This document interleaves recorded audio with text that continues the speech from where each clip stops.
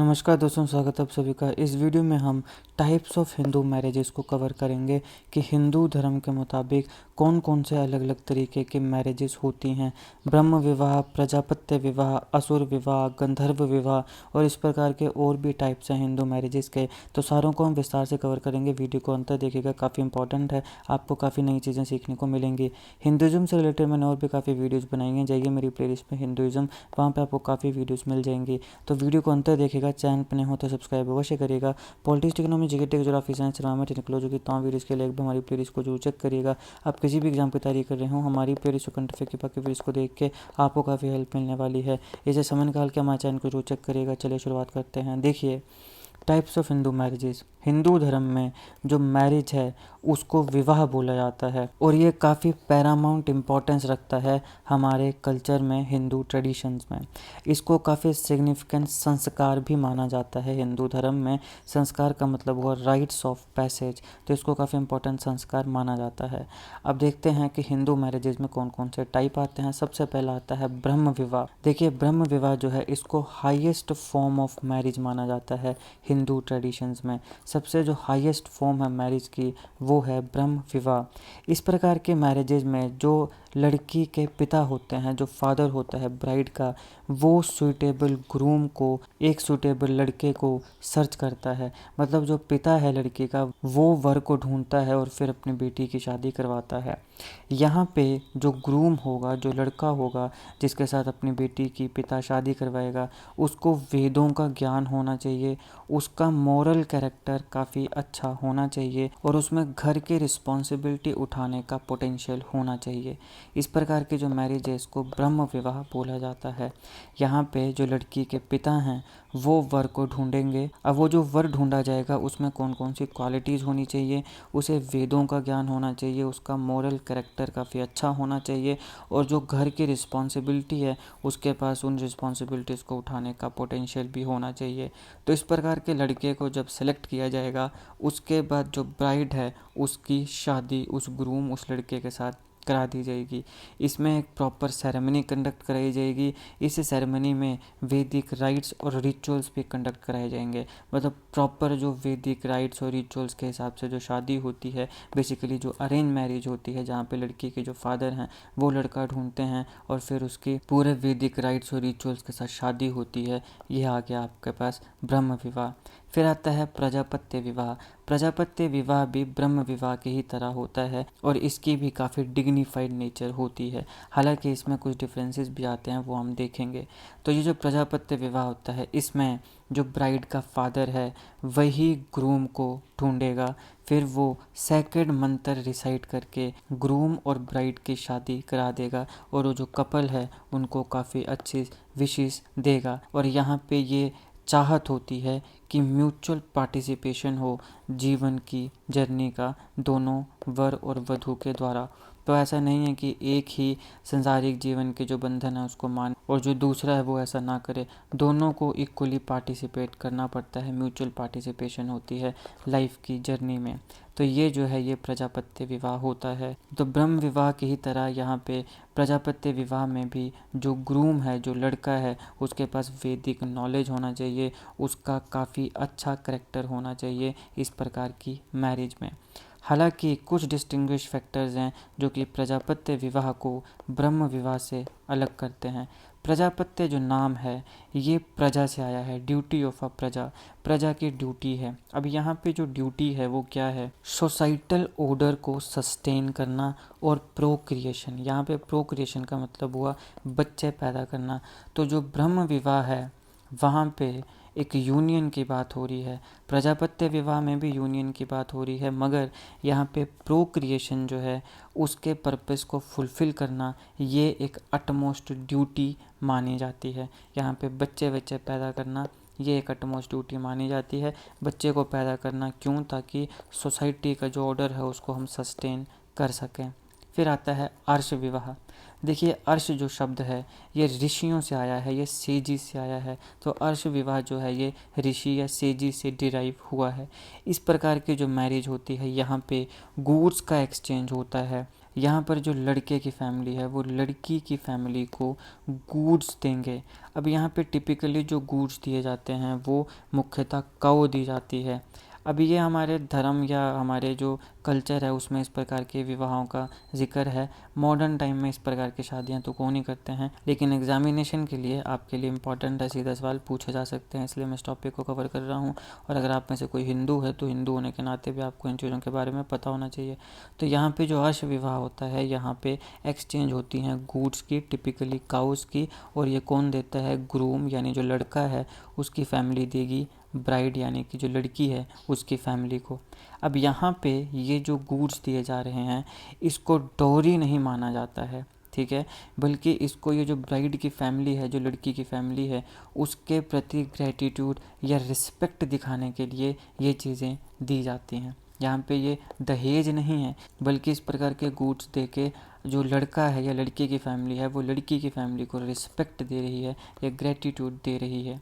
अब यहाँ पे अर्श विवाह जो होता है इसमें यूजुअली जो सेजिस की तरह यानी ऋषियों की तरह जो लड़का होगा उसके पास भी वैदिक लर्निंग होनी चाहिए, उसको वेदों के बारे में पता होना चाहिए, और उसका जो जीवन है वो मटेरियलिस्टिक परसूट्स और जो प्लेजर हैं उनसे दूर होना चाहिए। वे बड़ा ज़्यादा मतलब ऐसे मटेरियलिस्टिक लाइफ में जो पुरुष है या जो ग्रूम है वो नहीं होना चाहिए, वो इन सब चीज़ों से ऊपर होना चाहिए और उसके पास वेदों का ज्ञान भी होना चाहिए। इसीलिए यहाँ पे सेजिस या ऋषियों का नाम आया। तो ये होती है अर्श विवाह। फिर आता है देव विवाह। अब यहाँ पे देखो देव आ गए। देव विवाह जो है ये ऐसी फॉर्म ऑफ मैरिज है जहाँ पे जो ब्राइड है वो प्रिस्ट को दे दी जाती है, प्रिस्ट के साथ उसकी शादी होती है। यहाँ पे इसीलिए इसका नाम देवास या गॉड आया। अब देखो इस प्रकार की जो मैरिज है ये तभी होती है जब जो लड़की के पेरेंट्स हैं वो एक सूटेबल ग्रूम को फाइंड करने में अनेबल हों। तो पुराने समय में हो सकता है इस प्रकार की चीज़ें होती हैं, क्योंकि पंडित बेचारा भी जो गरीब होगा और जो लड़की का बाप गरीब है तो पंडित जो बिना पैसे लिए या मतलब कुछ भी आदान प्रदान ना करके वो लड़की के साथ उसके साथ शादी कर लेगा। इस प्रकार की शादी वहीं पे होगी जहाँ पे लड़की के जो पेरेंट्स हैं वो या तो एक अच्छा लड़का ढूंढने में विफल रहे, वो एक अच्छा लड़का अपनी बेटी के लिए नहीं ढूंढ पाए, या फिर जो एक्सपेंसेस होंगे, जो शादी में खर्चा होगा वो उसको नहीं उठा सकते हैं, जो बहुत ही गरीब हैं शादी का खर्चा नहीं उठा सकते हैं, तो वहाँ पे इस प्रकार की मैरिज होती है। देव विवाह जो है ये बाकी जो हमने दो देखी, ब्रह्म विवाह और प्रजापत्य विवाह, इनसे इन्फीरियर मानी जाती है प्राइमरीली क्योंकि यहाँ पे जो बेटी है उसको बर्डन की तरह माना जा रहा है कि भैया ये बेटी हमारे पर बर्डन थी, अब हमने इसकी शादी करा दी, अब यहाँ पे जैसे मर्जी ये रहना चाहे रहे, लेकिन हमने अपने ऊपर से जो बोझ था वो हल्का कर दिया। यहाँ पे लड़की को बर्डन की तरह माना जा रहा है। क्योंकि यहाँ लड़की को बर्डन की तरह माना जा रहा है इसलिए इस प्रकार की जो शादी होती है देव विवाह, इसे बाकियों के कंपैरिजन में काफ़ी इन्फीरियर माना जाता है। फिर आता है असुर विवाह। अभी यहाँ पे असुर नाम आ गया। देखो असुर विवाह में जो ग्रूम है, जो लड़का है, वो पैसा और गिफ्ट देता है ब्राइड को और उसकी फैमिली को। तो बेसिकली पैसे देके या गिफ्ट्स देके ये उस बच्ची को, उस लड़की को खरीद रहा है। यहाँ पे equivalent to buying her for marriage, शादी के लिए ये उस लड़की को खरीद रहा है। तो इसलिए ये असुर विवाह है। इसको बिल्कुल भी अच्छा नहीं माना जाता है कि आपने कुछ चंद पैसों के लिए या गिफ्ट्स के लिए अपनी बेटी ही बेच दी, या फिर एक बेटी ने ये नहीं देखा कि कल को ये तुझे कैसा रखेगा, सुखी रखेगा कि नहीं रखेगा, मारेगा कूटेगा तो नहीं, एक्सप्लॉइट तो नहीं करेगा, सिर्फ पैसा और गिफ्ट देखे और शादी कर ली। तो यहाँ पे इस प्रकार की जो विवाह होते हैं उसको असुर विवाह माना जाता है, जहाँ पे ब्राइड और उसकी जो फैमिली है उसको पैसा या गिफ्ट दिए जाते हैं बदले में उस लड़की के साथ शादी करने के लिए। तो बेसिकली शादी करने के लिए आप कह सकते हो कि यहाँ पे जो लड़की है वो या तो खुद बिक रही है या घर वाले उसको बेच रहे हैं। यहाँ पे जो लड़का है उसका करैक्टर, उसका चरित्र कैसा होगा, उसकी क्वालिटीज़ क्या हैं, ये सारी पैसे के आगे ओवरशैडो हो जाती हैं इस प्रकार की शादी में। तो इसलिए जो असुर विवाह है इसको क्रिटिसाइज़ भी किया जाता है, क्योंकि ये मटेरियलिस्टिक है नेचर में और ये लोएस्ट फॉर्म ऑफ मैरिज मानी जाती है। यहाँ पे जो ब्राइड की फैमिली है ये मटेरियल कंपनसेशन रिसीव कर रही है, इसको काफ़ी पैसा या गिफ्ट दिए जा रहे हैं अपनी बेटी की शादी करने के लिए। बेसिकली पैसे के दम पे यहाँ पे समझौता हो रहा है, इसको बोलते हैं असुर विवाह। फिर आता है गंधर्व विवाह। अब देखिए इस प्रकार का जो विवाह होता है ये बेसिकली लव मैरिज में आता है। देखिए यहाँ पे वॉलंटरी यूनियन हो रही है, मैन और वुमेन में, लड़का लड़की दोनों अपनी मर्जी से शादी कर रहे हैं, म्यूचुअल लव है इन दोनों में और अपने कंसेंट से अपनी मर्जी से शादी कर रहे हैं। मगर यहाँ पे कोई भी रिलीजियस या कोई भी सेरिमोनियल जो राइट्स होते हैं वो कंडक्ट नहीं हो रहे हैं। तो इस प्रकार का जो विवाह है उसको हम गंधर्व विवाह बोलते हैं, जहाँ पे एक लड़का लड़की प्रेम करते हैं। जैसे एग्जांपल के तौर पे लड़का लड़की मान लो प्रेम करते हैं, सीधे कोर्ट में गए, कोर्ट में कोर्ट मैरिज कर ली, लेकिन कोई भी रिलीजियस या कोई भी सेरिमोनियल राइट्स इन्होंने नहीं किया। तो इस प्रकार के जो विवाह है जहाँ पे लड़का लड़की एक दूसरे से प्रेम करते हैं और अपनी अपनी मर्जी से शादी कर रहे हैं, लेकिन कोई भी रिलीजियस या सेरिमोनियल राइट नहीं है, उसको हम गंधर्व विवाह कहेंगे। तो कुछ जो लव मैरिजेज हैं वो इसका एग्जाम्पल बनेंगी। हालांकि कई ऐसे लव मैरिजेज होते हैं जहाँ पे पूरे रिलीजियस या सेरिमोनियल राइट्स होते हैं, लेकिन अगर किसी में नहीं हुए और म्यूचुअल लव है, कंसेंट है, तो वहाँ पे गंधर्व विवाह उसको माना जाएगा। अब ये गंधर्व जो नाम है ये हमारे हिंदू मिथोलॉजी में सेलेस्टियल बीइंग्स आते हैं गंधर्वास। ये अपने म्यूजिकल स्किल्स के लिए जाने जाते हैं और ये अपने लव अफेयर्स के लिए भी काफ़ी पैशनेट होते हैं। तो इस प्रकार के जो गंधर्वास होते हैं उनसे ये नाम आया है गंधर्व विवाह। इस प्रकार की जो शादी होती है इसे सोसाइटी अप्रूव नहीं करती है, लेकिन फिर भी हिंदू मैरिजेस में काफ़ी सिग्निफिकेंट पोर्शन इस प्रकार के मैरिजेस का रहा है। फिर आता है राक्षस विवाह। अब यहाँ पे नाम ही आ गया राक्षस, तो यहाँ पे आप देख लो कि कुछ ऐसी चीज़ें होंगी जो राक्षस प्रवृत्ति की हैं। तो ये इस प्रकार की शादी होती है जहाँ पे जो लड़का है वो लड़की को एबडक्ट कर लेता है, मतलब ज़बरदस्ती लड़की के साथ शादी करता है, उसको घर से उठा लेता है या रास्ते से उठा लेता है, फिर उसके साथ शादी कर लेता है। लेकिन लड़की की यहाँ पे विल नहीं होती है, कंसेंट नहीं होता है, ना तो लड़की का ना लड़की की फैमिली का। लड़की और लड़की की फैमिली की मर्जी के बिना यहाँ पे जो लड़का है वो उसके साथ ज़बरदस्ती शादी कर ले रहा है, या तो उसको उठा के शादी कर ले रहा है, उसे ज़बरदस्ती एबडक्ट कर रहा है, उठा के ज़बरदस्ती उससे शादी कर ले रहा है, ना तो उसकी मंजूरी है ना ही उसकी फैमिली की। इस प्रकार का जो विवाह होता है उसको राक्षस विवाह बोलते हैं, जहाँ पे जो पुरुष है वो महिला के साथ ज़बरदस्ती शादी कर रहा है, ना उसमें महिला की मंजूरी है ना उसकी फैमिली की। इस प्रकार की जो मैरिज होती है इसमें युद्ध होते हैं, है ना, युद्ध होते हैं, बैटल्स होते हैं, या फिर फिजिकल कन्फ्रंटेशन होती है, और इसीलिए इनका नाम राक्षस रखा गया है, जो कि डेमन लाइक बीइंग होते हैं, जो काफ़ी वायलेंट और काफ़ी एग्रेसिव नेचर के होते हैं हिंदू मिथोलॉजी में। तो यहाँ पे जो इस प्रकार का विवाह है जहाँ लड़की की मर्जी के बिना या उसकी फैमिली की मर्जी के बिना जो लड़का है वो उससे शादी कर ले रहा है, तो उसको हम बोलेंगे राक्षस विवाह। ये सेकंड लोएस्ट फॉर्म है मैरिज की हिंदू ट्रेडिशंस में। फिर आता है पिशाच विवाह। अब पिशाच क्या होते हैं, इसको भी हिंदू ट्रेडिशंस में लोएस्ट फॉर्म ऑफ मैरिज माना जाता है। यहाँ पे क्या होता है कि जो लड़का है वो महिला को या तो सिड्यूस कर रहा है या फिर उसको डिसीव कर रहा है। मतलब यहाँ पे महिला कॉन्शियस स्टेट ऑफ माइंड में नहीं है, या तो लड़की सोई हुई है या फिर वो नशे में है, तो उसके साथ नींद में या फिर नशे में वो उसके साथ विवाह कर लेता है, उसको सिड्यूस करता है या उसको डिसीव करता है और फिर उसके साथ मैरिज कर लेता है। तो जिस प्रकार की शादी है उसे क्या कहा जाता है, उसको पिशाच विवाह कहा जाता है, जहाँ पे लड़की या तो नींद में है या नशे में है और उसके साथ शादी कर ली जाती है। इस प्रकार की शादी को काफ़ी कंडेम किया जाता है, काफ़ी इसका विरोध किया जाता है, और इसीलिए इसका जो नाम है वो पिशाच रखा गया। हिंदू मिथोलॉजी में पिशाच कौन होते हैं, जो फ्लैश ईटिंग डेमन्स होते हैं। फ्लैश क्या होता है, जो मतलब सॉफ्ट जो मांस होता है ना, कच्चा मतलब मांस ही खा जाएंगे, उसको जो खाते हैं फ्लैश ईटिंग डेमन्स जो होते हैं उन्हें पिशाच बोला जाता है। तो यहाँ पर भी लड़की या तो सोई है, नींद में है, या फिर वो नशे में है और उस अवस्था में लड़की के साथ शादी की जा रही है, तो इसको पिशाच विवाह बोला जाता है। अब हम हिंदू मैरिजेस के कुछ लीगल एस्पेक्ट्स को देखते हैं। ये तो हमने देखा कि धर्म के मुताबिक हिंदू मैरिजेस कितने प्रकार की होती हैं। लीगल एस्पेक्ट्स की अगर हम बात करें तो हिंदू मैरिज एक्ट 1955 काफ़ी इम्पॉर्टेंट आता है। ये की पीस ऑफ लेजिस्लेशन है भारत में, जो कि पर्सनल लॉज जो हैं हिंदुओं के मैरिज को लेके, डाइवोर्स को लेके और इनहेरिटेंस को लेके उसको गवर्न करता है। यहाँ पे ध्यान रखिएगा, हिंदू मैरिज एक्ट जो है वो हिंदुओं के मैरिजेस को, डाइवोर्स को और इवन इनहेरिटेंस को भी क्या करता है, गवर्न करता है।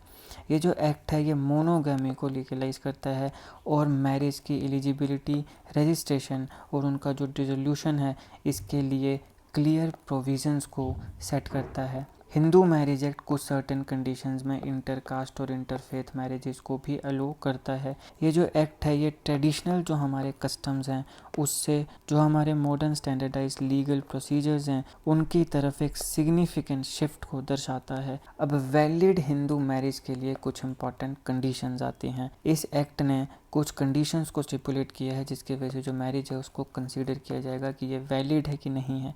सबसे पहले दोनों जो पति पत्नी हैं उनकी मेंटल स्टेट जो है वो अच्छी होनी चाहिए।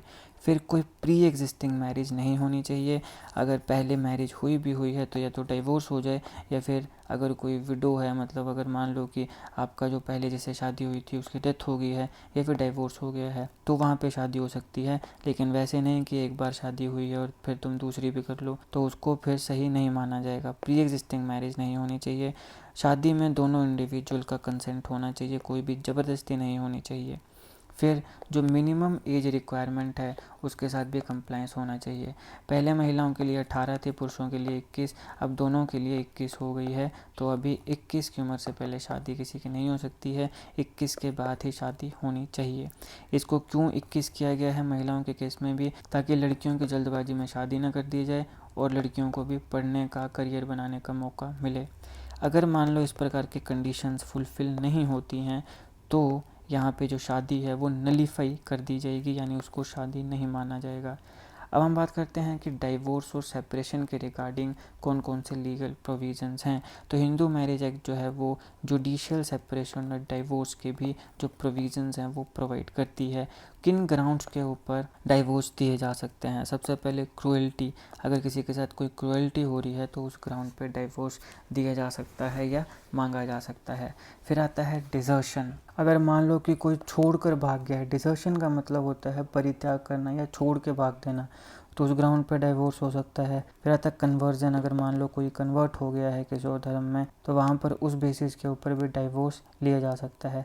मेंटल डिसऑर्डर, अगर मान लो कोई मेंटली अनफिट हो गया है, किसी को कोई मेंटल डिसऑर्डर लग गया है तो वहाँ पर उस ग्राउंड के ऊपर भी डाइवोर्स लिया जा सकता है। फिर आता है वेनेरियल डिजीज़। वेनेरियल डिजीज़ क्या होती हैं? जो बेसिकली STDs होती हैं, सेक्सुअली ट्रांसमिटेड डिजीज़। ऐसी डिजीज़ जो कि किसी और व्यक्ति के साथ सेक्स करने से, मतलब समझ लो यौन रोग या गुप्त रोग जो होते हैं उस प्रकार के, जो अगर कोई डिजीज़ हो जाए, कोई रोग हो जाए तो उसके बेसिस पे भी डाइवोर्स दिया जा सकता है। फिर आता है रिनाउंसमेंट ऑफ द वर्ल्ड। रिनाउंसमेंट का मतलब होता है त्यागना। तो कोई अगर दुनियादारी को ही त्याग दे, दूर कर दे, है ना, या मतलब तुम समझ रहे हो, जैसे कोई शादी कर ली, संसारिक जीवन में आ गया, फिर बाद में बोले कि नहीं मैं तो अब सारी चीज़ों का त्याग कर रहा हूँ, मैं सन्यासी संत बन रहा हूँ या ऐसा कुछ। तो अगर कोई वर्ल्ड को ही रिनाउंस कर दे, त्याग कर दे, तो उस ग्राउंड के ऊपर भी डाइवोर्स लिया जा सकता है। फिर आता है प्रिजम्पशन ऑफ डेथ। जैसे मान लो कोई व्यक्ति है जो मान लो गुम ही हो गया, अब वो गुम हो गया, अब पता नहीं है कि वो ज़िंदा है कि मरा है। ऐसा माना जा रहा है कि वो मर गया है लेकिन कोई भी डायरेक्ट प्रूफ नहीं है, ठीक है, तो उसके बेसिस के ऊपर भी डाइवोर्स लिया जा सकता है और फिर ऑब्वियसली दूसरी शादी की जा सकती है। तो ये कुछ प्रोविजंस थे हिंदू मैरिज एक्ट के। और उससे पहले हमने देखी कि हिंदू धर्म के मुताबिक कौन कौन सी टाइप्स हैं मैरिजेस की। अब इसके साथ एक मैरिज आती है स्पिंदा मैरिज। स्पिंदा मैरिज क्या होती है इसको मैंने अच्छे से अलग वीडियो में कवर किया है। और हिंदुओं के अलावा एक सिख मैरिजेज होती हैं जिसको आनंद मैरिज बोलते हैं। आनंद मैरिज एक्ट भी काफ़ी ज़्यादा खबरों में था। स्पिंदा मैरिज को मैंने ऑलरेडी कवर किया है, इसका लिंक आपको डिस्क्रिप्शन बॉक्स में मिल जाएगा। आनंद मैरिज के ऊपर बहुत जल्दी वीडियो आने वाली है। अगर आप इस वीडियो को बाद में देख रहे हो तो इसका लिंक भी आपको डिस्क्रिप्शन में मिल जाएगा। और स्पिंदा मैरिज तो काफ़ी इंपॉर्टेंट है ही। इसका लिंक मैं आपको डिस्क्रिप्शन में दे दूंगा, ज़रूर चेक करिएगा, आपके एग्जामिनेशन के लिए काफ़ी इंपॉर्टेंट है, कुछ समय पहले खबरों में भी थी। तो आई होप आपको वीडियो अच्छी लगी। अगर आपको अच्छी लगी तो लाइक करिएगा, शेयर करिएगा। हिंदुज़म से रिलेटेड मैंने और भी काफ़ी इंपॉर्टेंट वीडियोस बनाई हैं, जरूर देखिएगा, जाइए मेरी प्लेलिस्ट में हिंदुज़म, वहाँ पे आपको काफ़ी वीडियोस मिल जाएंगी। Politics, economy, GK, geography, science, environment, ecology की तमाम वीडियोस के लिए एक बार हमारी प्लेलिस्ट को जरूर चेक करिएगा। आप किसी भी एग्जाम की तैयारी कर रहे हो, हमारी प्लेलिस्ट को करंट अफेयर की बाकी वीडियोस को देख के आपको काफ़ी हेल्प मिलने वाली है, इसलिए समय निकाल के हमारे चैनल को जरूर चेक करिएगा। GK current affair, GK tricks ऐसी वीडियोस के लिए हमारे चैनल को सब्सक्राइब करिएगा, बेल आइकन को जरूर दबा दीजिएगा ताकि किसी वीडियो की नोटिफिकेशन आपसे मिस ना हो। आपका बहुत बहुत धन्यवाद।